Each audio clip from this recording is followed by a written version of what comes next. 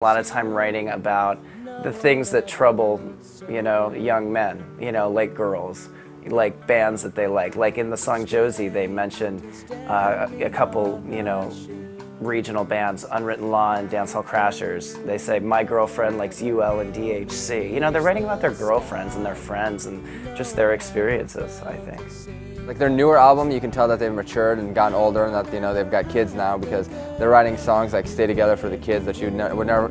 Early Blink, you would never hear anything like that from them. Their first couple albums were just kind of like piss and fart jokes, and the next one's the last album was a little bit more serious, so you can tell they're growing up. But at the same point, they haven't matured so much that they're no fun anymore. The fun is still there. And that's what's important. That's another thing.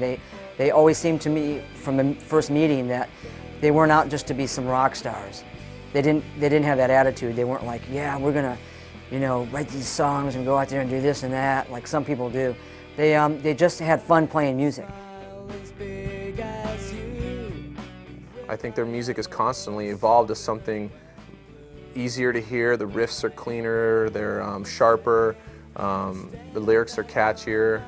It becomes less localized and more global. And I think a lot more people can identify with that. I think when Travis joined the band, their current drummer, I think that is what really took Blink from being this raw, punky band, and he added this whole other element because he had played different kinds of music than just what they had done. Well, I think Enema of the State is basically the definition of the Blink182, because it was Dude Ranch, yeah, you had a lot of that sort of, like potty humor and things like that, but Blink182 also in Enema of the State, they embraced that potty humor so much. They had the boy band videos, and they had the woman on the front with the enema, the glove, and all their lyrics, of course, were the same. But they also showed a little turning point, because they were writing, a few deeper ballads, about suicide, and they were trying to confront a few deeper things. But I think that pretty much embodies them all, because it caught them at a crossroads.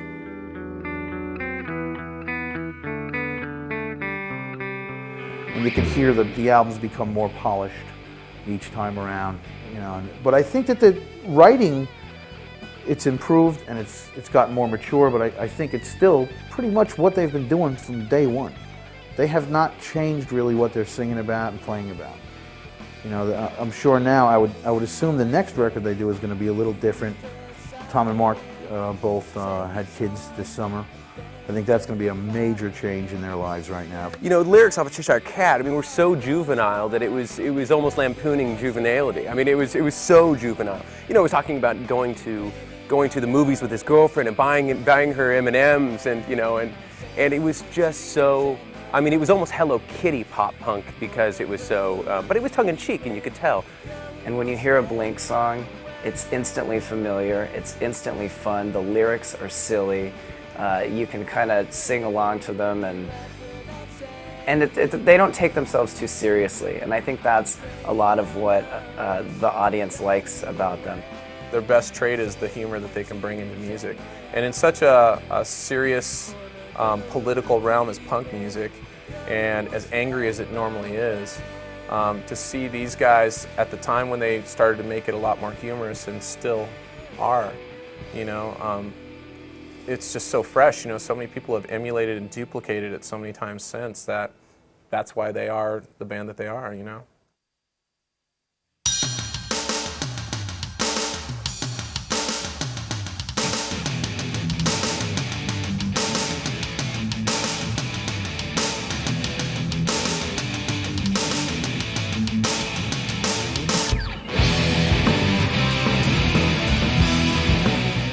Legend has it that the track My Pet Sally was written about one of the security officers at Tom's old school in Poway. I was quite flattered when Tom had mentioned to me, and I had heard from other students that they had written a song about me. It was called My Pet Sally. I was amazed. I didn't realize that I had made such an impact on these young men, and I thought, what an honor. And I was really happy to see that they didn't have any animosity towards me. And it made my job easier at the high school, because the kids thought, wow, you must be pretty cool if Blink wrote a song about you. So I really appreciated it. It was a kind thing for them to do. I really don't know why they would write songs about me, except that it was kind of just funny and quirky, and that's the kind of person Tom DeLonge was. Of all the songs of Blink182 that I've heard, I thought My Pet Sally was a really good song. I did like that song.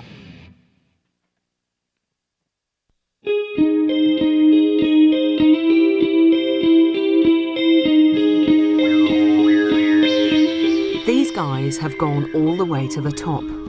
As well as being individually musically talented, once combined they gel together to form an internationally renowned supergroup. I was talking to him one day and playing one of his new custom bass guitars, and I said, Mark, this thing, the action on it's terrible. He says, it's this high off the neck, and he says, action schmaction. He says, I'm not a bass player. He goes, I go like this.